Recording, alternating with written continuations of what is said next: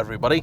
There aren't many days where a twin-turbocharged 4.4-litre, 550 horsepower BMW M6 might have feelings of inadequacy. But today, I think, could be one of those days, because having just finished my review of said M6, I am now driving this, the true king of the Autobahn, the Mercedes-Benz CL65.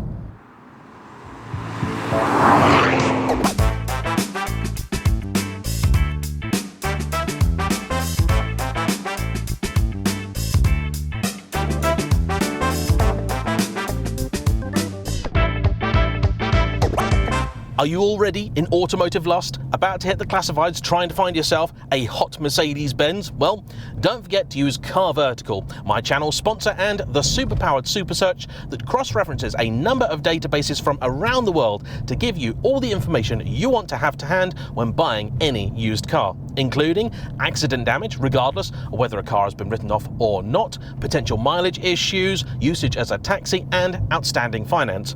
They'll even give you handy hints and tips, common model failure points on some of the particularly popular cars, and you'll be able to get all of this in a newly revised, even easier than before to read format, and all you need is either a desktop PC or a mobile phone where they've got a new app, and 60 seconds, as well as a registration or VIN plate. That's it. Even better, for 10% off the service, don't forget to use my discount code, which is JAYEMM. And now, back to the V12 action.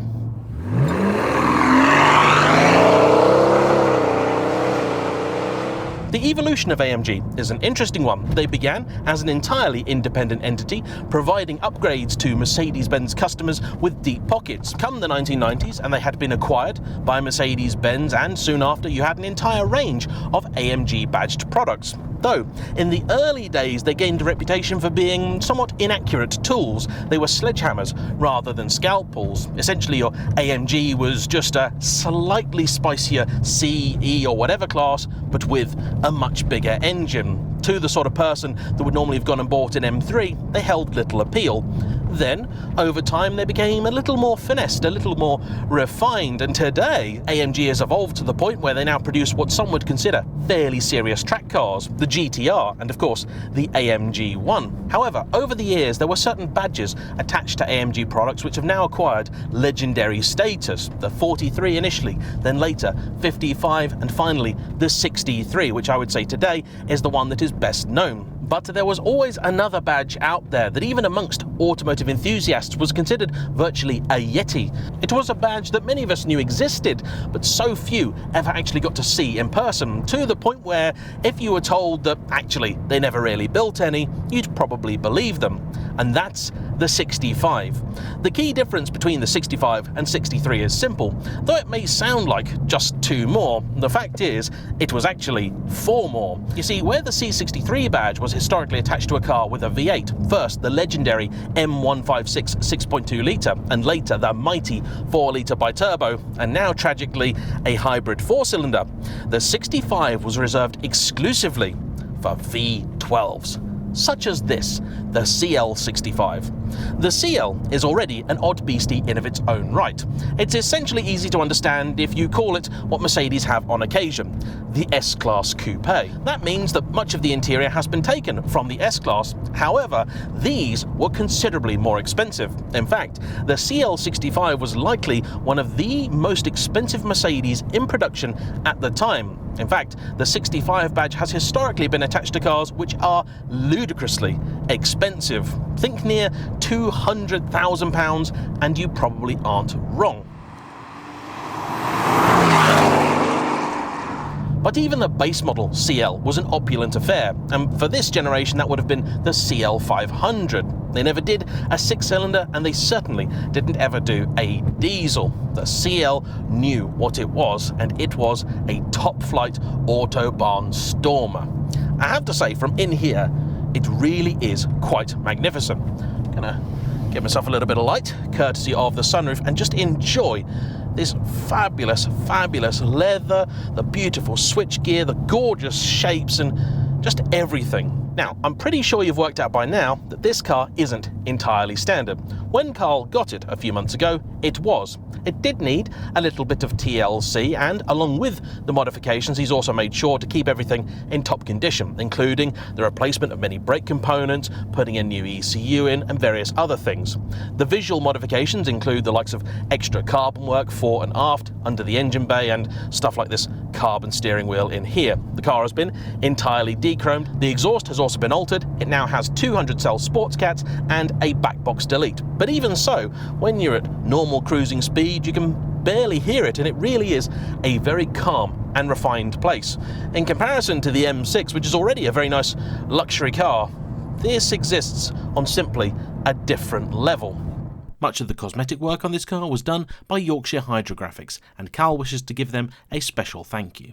The important thing to note though is that of all the modifications done to this car, none have really been mechanical in nature. The engine has not been mapped. It has different air filters on it and the different exhaust, but nothing else has been done. The suspension is standard, the brakes are standard, the wheels are not, though I have to confess, I thought they would absolutely knacker the ride in this thing, but it doesn't seem anywhere near as bad as I thought it would, though it has a little bit of a jitter and an edge about it that might be partly due to those massive 21-inch Vossen wheels. It's not awful, I've got to say. And bear in mind that the 65 would have already come on 20s as standard, so the difference isn't enormous. But what is enormous is that engine, and the sole reason that Carl hasn't mucked around with it is because, simply put, he doesn't feel the need to. It is a 6-litre V12 with 2 turbos, codenamed the M275, and it's an evolution of the old naturally aspirated unit from the likes of the previous generation S-Class. That means it retains the single overhead cam layout with 3 valves per cylinder. Power is already impressive at 612 horses, but it's the torque that gets everybody's attention. 738 pound-foot. Or to put it another way, a nice round 1,000 Newton meters. And that is also the reason that this car still has the old-fashioned 5-speed automatic gearbox. Because, in a nutshell, the 7-speed just wasn't man enough for the job.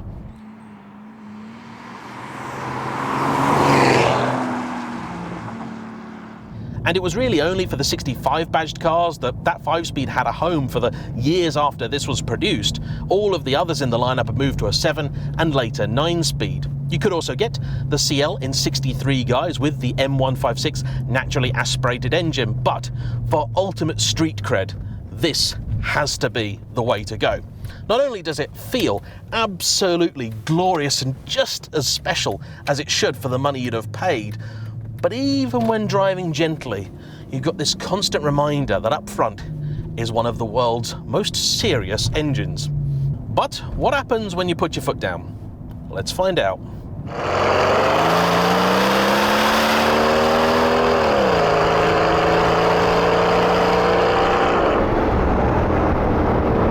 I'm going to dust off an old phrase that a good friend of mine, Stuart, once used. It's like pushing a comfy sofa off a cliff. You put your foot down and not really all that much happens. You put your foot down a little bit further and not all that much happens. You put your foot down just a little bit more and all of a sudden you can hear the thing gather breath. The turbos go, all right lads, work to do. And then it feels like you're on one of those amusement rides where you just get tipped back to simulate liftoff. It's spectacular. The horizon suddenly becomes a lot closer than you remember it being, and all the while, this is happening in serene luxury. It truly is an unbelievably refined car. In the real world, particularly on a bendy road, that M6 I've just got out of is going to be a much quicker car. It has a 7-speed DCT, which compared with this 5-speed torque converter is just lightning fast and responds to everything you tell it instantly. As I'm about to exit a village, let me give you a small demonstration of this car's talent, because it does have some. I am now doing, as you would expect, 30 mile an hour in second gear, and I'm going to put my foot down all the way as soon as the car's straightened up. So we're still doing 30, still doing 30, still doing 30. Okay, we're clear. Foot all the way down. Hasn't changed gear. Oh, there's 60. And we went from about 2,000 to sort of 4,000 RPM.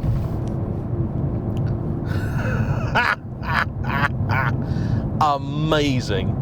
Absolutely amazing. You can feel the rear tyres are working hard. By default, this would have 275s on the back. It's now got 295s. And honestly, I think it needs every single millimetre. I also find the noise really quite fascinating. When I saw that it had sporty cats and no back box, I feared this was just going to be absolutely intolerable. But it's far from it.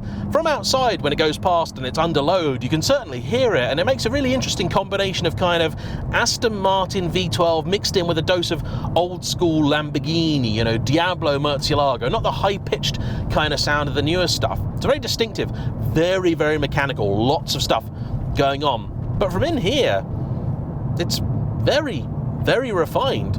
I actually think that Carl's done a pretty good job with the exhaust, I have to say. This was not an accident either. It took a lot of effort, I'm told, to find the right one. Once you have got a few thousand RPM behind you, I'm back in manual mode now, and I think I might actually have been in manual back then. Oh yes, when you're in auto mode, it doesn't show you the gear that you're in. I was told there's a sport mode, but honestly I can't find it, and I'm just not sure this is the kind of car that really needs it. There are various buttons up here, one for raising the suspension and car, but I can't actually see any others. It might be the sport mode's hidden in here or something like that. Anyway, oh, that's the stereo. In any case, it doesn't need it. I've just noticed there's a button down here which turns on the night view assist, so the infrared view. You've got Distronic cruise control, you've got soft closed doors, you've got double glazing. This car apparently has all the options you essentially could have had, but a CL65 was already a fairly well-loaded thing. What I also do love about this is, compared with the 6 Series, it is a genuine pillarless coupe. The 6 looks like one, but the back windows don't go down in the coupe. This though, they do. It's a bit blustery though, so I'm going to put them back up. Come on you, up you get, up you get. Here's some twisty bits. Let's have fun.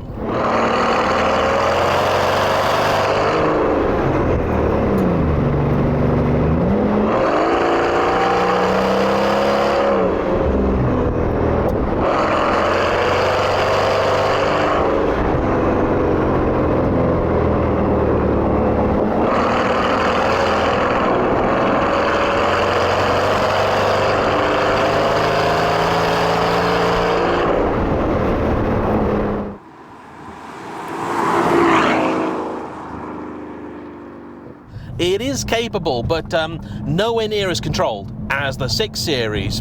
The upside, though, is that it is far more comfortable. Even with the big wheels, it still rides better than the M6, which was on entirely standard alloys, dampers, and everything else. You can tell every now and again when it goes over the odd ridge in the road that the rear end is struggling to contain all that power and torque, but it hasn't really worried me yet. I am told in the wet it's not enjoyable to drive, and so Carl only takes it out when conditions permit. But he's got good tyres on it, and today, conditions permit. The 5-speed box, as you might imagine, is a little bit of a killjoy, because when you're in manual mode, it's very, very slow to respond. When you're in auto mode, it then just wants to try and get into 5th as quickly as it can, and so it drops itself out of boost, and so when you go to put your foot down, it doesn't really respond. The engine, frankly, outclasses the gearbox, but luckily, because of that, if you are in manual mode and you're not in quite the right gear, it doesn't matter. It's just got pull all the time. All the time. The red line is 6,000 RPM, but frankly today I don't think I've even come close to troubling it. I've gone to probably between 4 and 5, and that is already plenty. I must say I was expecting it to be a somewhat unrulier chap than it actually is, but maybe that's because it's dry and warm and nice outside. Were it raining, I'd have cancelled today, to be perfectly honest, and I don't think Carl would have turned up anyway. I know the styling is going to be divisive, and I'm sure many, many people have made their mind up about this car and its owner anyway, but frankly, I think that stuff like this is all part of the rich automotive tapestry that I get to enjoy. The simple fact is, I have brought this into pretty much the least suitable environment, barring maybe a muddy field. It's a car designed almost explicitly for the Autobahn. You see, compared to even an S-Class, the CL doesn't really make a lot of sense. There is enough room in the back to get a couple of adults. It's not massively roomy, but I do fit in there. I can sit myself behind myself, certainly better than the M6, but if you want luxury for the rear passengers, that's what the S is for. This is then caught in some sort of weird no man's land where it's certainly nowhere near as agile as even an E-Class, let alone a C63, nor is it as big and spacious as an S-Class or as luxurious as, say, a Maybach. But it kind of cuts its own cloth, this thing. I think it's also a much better looker than the earlier generation of CL. I drove one of those a few years ago, and much like this, it's a very impressive thing and has a glorious interior, but the styling of those is just odd. They look like someone's dropped a hardtop onto a convertible. It's just off. This, far more elegant, far classier.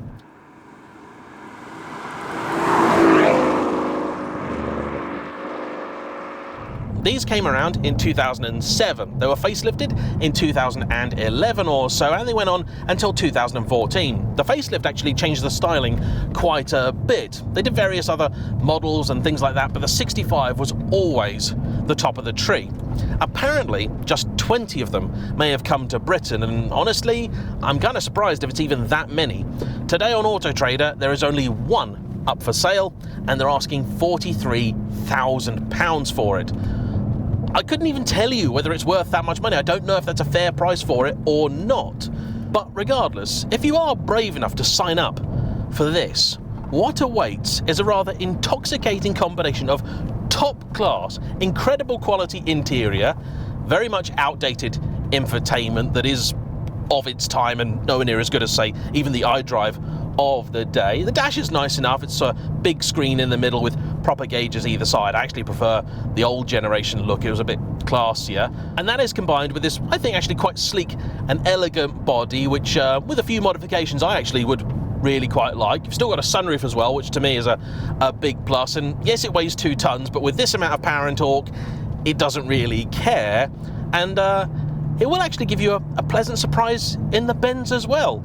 Steering feel isn't amazing, but it has more than you might think. You get a sense of what exactly is going on, enough certainly to not make too many hideous mistakes. The brakes are reasonably responsive. They're very light, certainly in comparison to the M6, but as a package, it's pretty cool. And I think that's the other thing I'd love about a car like this, is that most people are going to look at it and just see a Merc. But those who know will know. I like this a lot.